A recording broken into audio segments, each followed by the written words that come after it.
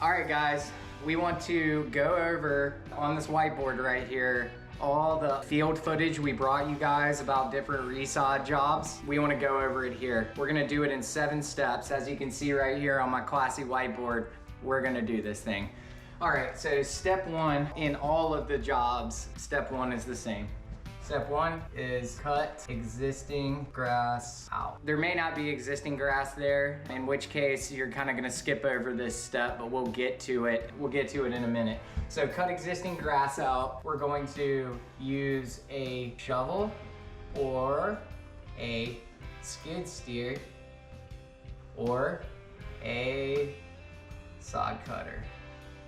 So you might use a combination of all of those things depending on what the size of the job is. Step 2, remove excess grass. Well, I guess at that point you would call it debris.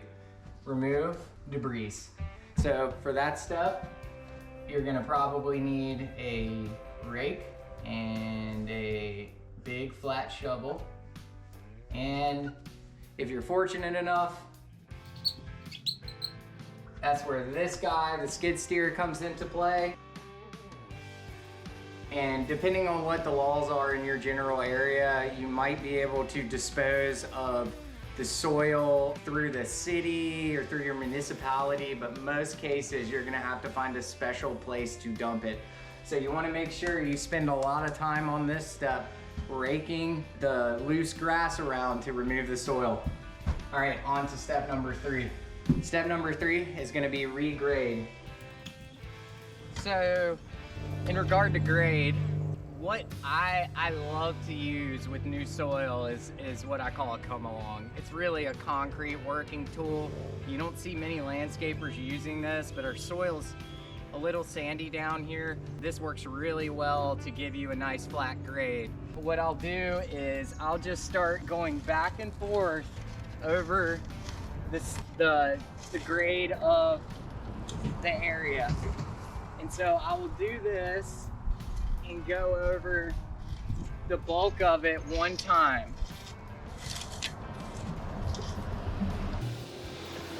Okay, and so now after I've done that once, what I'm gonna do is I'm gonna switch to my big rake. And so the big rake, or the landscape rake, has 2 sides to it, as many things do. You got a toothed side and a flat side. This side functions a lot more like a come along. This side functions much more like a rake. And so, since this area has already had the grass cut out of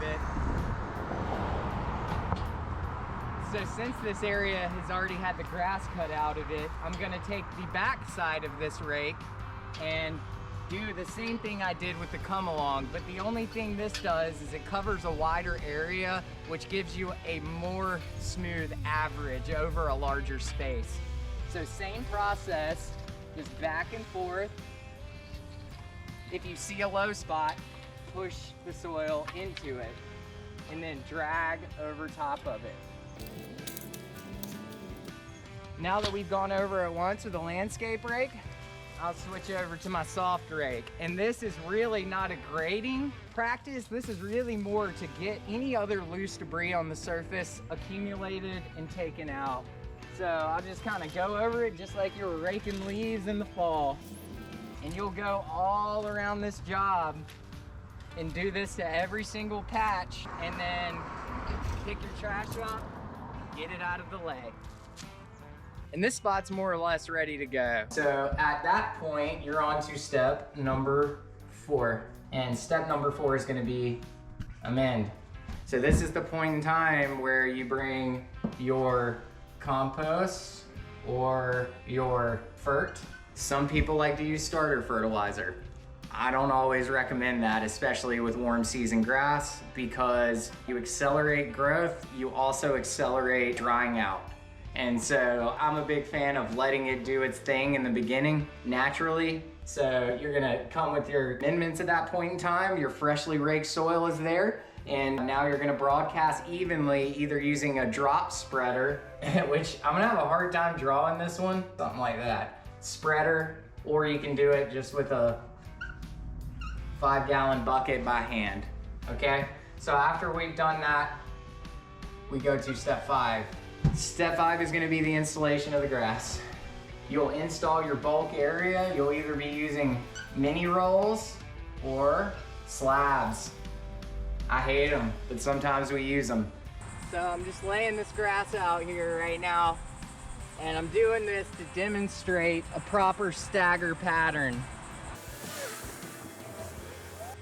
And so, as you can see here, what I have is I have my second piece terminating in the middle of my first piece, and this allows for less ugly seams on the job.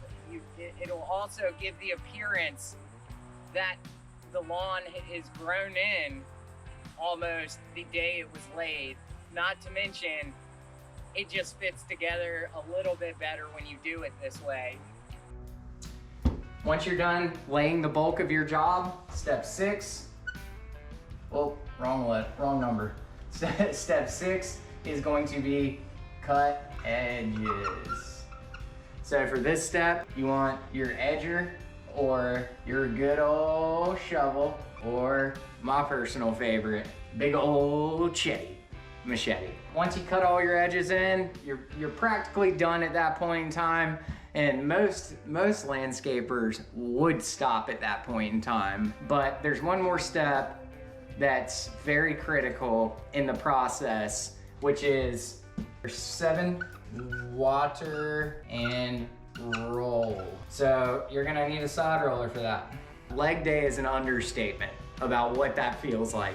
It's a drum that you fill up with water. She weighs a lot. And when you're walking it, compressing those air bubbles out from underneath the grass, you're allowing for full contact of roots. So you're going for a quicker establishment at that point in time. Less burn up edges, less everything.